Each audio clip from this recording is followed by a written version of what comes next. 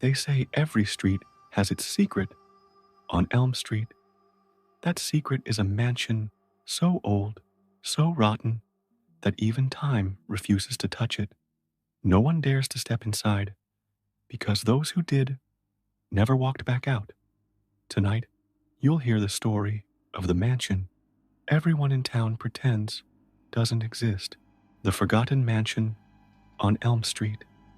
Elm Street was ordinary, lined with neat houses, trimmed lawns, and the kind of stillness that made nights feel safe. But at the very end of the road stood a blackened silhouette, a crumbling Victorian mansion wrapped in dead vines. Locals whispered it was built in 1889 by a wealthy family that mysteriously vanished one winter night. Some said they were murdered, others claimed the house swallowed them whole. But the truth is far darker. Our story follows Sarah Collins, a college student who returned home for the summer. She'd heard the tales since childhood, but one evening, driven by curiosity, she decided to prove everyone wrong. Sarah walked down Elm Street at dusk. The air thickened, colder with every step closer. Neighbors' windows seemed to close as she passed, like eyes refusing to witness her mistake. The mansion loomed ahead. Its windows gaped like hollow eyes, doors crooked like a broken jaw. A rusted gate groaned as she pushed it open. The sound echoed unnaturally long, as if the house itself was listening. The porch sagged beneath her feet, cobwebs draped from the ceiling. She reached for the doorknob, freezing cold, like ice. Inside, the air was stale, suffocating. Dust floated like tiny ghosts in the beam of her flashlight. The house wasn't silent, it breathed. Boards creaked when she wasn't moving. A faint whisper brushed her ear, though she stood alone. Leave. Her light flickered, but instead of leaving, she went deeper. A grand hallway stretched before her, chandeliers broken, wallpaper peeling like rotting flesh.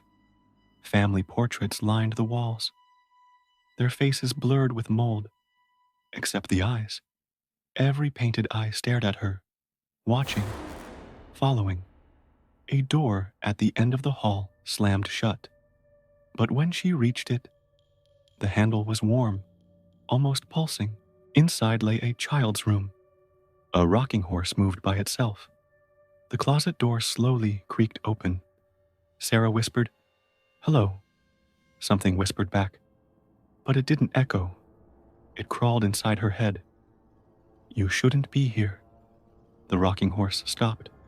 A shadow darted across the floor, vanishing under the bed. Sarah crouched, lifting the sheet. Two glowing eyes stared back. Then, gone. Her flashlight flickered out. She stumbled back into the hall, her breathing shallow. The air smelled stronger now, copper, like dried blood. Stairs wound upward, twisting into darkness. Compelled, she climbed. Each step moaned like a dying voice. At the top, another hallway, longer, narrower. Doors on each side stood slightly open, as if waiting. A faint lullaby floated down the corridor, a music box, playing all by itself. She followed the song into a nursery. Dusty toys lay scattered. A cracked crib rocked gently, though no wind touched it. On the dresser sat the music box, turning on its own. The lid snapped shut. Then, in the cracked mirror above the dresser, Sarah saw herself, but her reflection smiled back, though she wasn't smiling. Her reflection leaned closer, lips whispering words she couldn't hear. Then, its hand pressed against the glass, and the mirror began to bleed. Sarah ran. Doors slammed shut behind her, one by one until only a single door remained. The forbidden room. It was said the family vanished inside. The door opened by itself. A rush of cold air dragged her in. Inside, walls painted black, candles burning, though untouched by time, strange symbols carved deep into the floor.